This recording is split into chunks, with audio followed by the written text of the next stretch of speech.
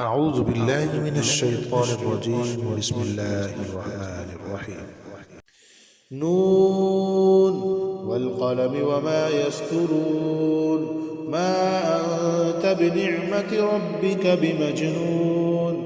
وإن لك لأجرا غير ممنون. وإنك لعلى خلق عظيم.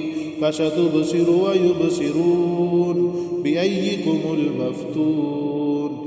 إن ربك هو أعلم بمن ضل عن سبيله وهو أعلم بالمهتدين. فلا تطع المكذبين. ودوا لو تدهن فيدهنون.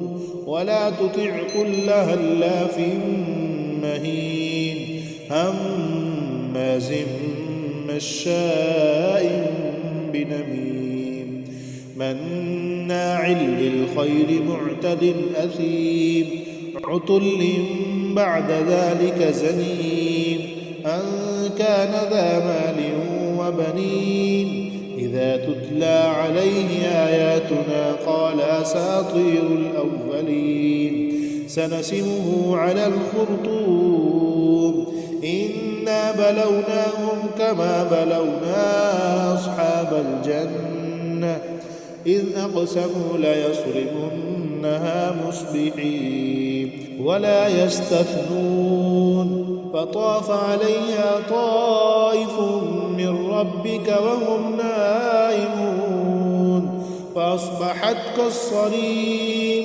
فتنادوا مصبحين أن اغدوا على حرثكم إن كنتم صارمين فانطلقوا وهم يتخافتون ألا يدخلنها اليوم عليكم مسكين وغدوا على حرد قادرين فلما رأوها قالوا إنا لضالون بل نحن محرومون قال أوسطهم ألم أقل لكم لولا تسبحون قالوا سبحان ربنا إنا كنا ظالمين فأقبل بعضهم على بعض يتلاممون قالوا يا ويلنا إنا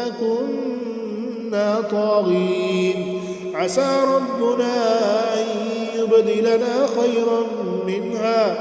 خيرا منها إنا إلى ربنا راغبون كذلك العذاب ولعذاب الآخرة أكبر لو كانوا يعلمون إن للمتقين عند ربهم جنات النعيم أفنجعل المسلمين كالمجرمين ما لكم كيف تحكمون أم لكم كتاب فيه تدرسون إن لكم فيه لما تخيرون أم لكم أيمان علينا بالغة إلى يوم القيامة إن لكم لما تحكمون سلهم أيهم بذلك زعيم أم لهم شركاء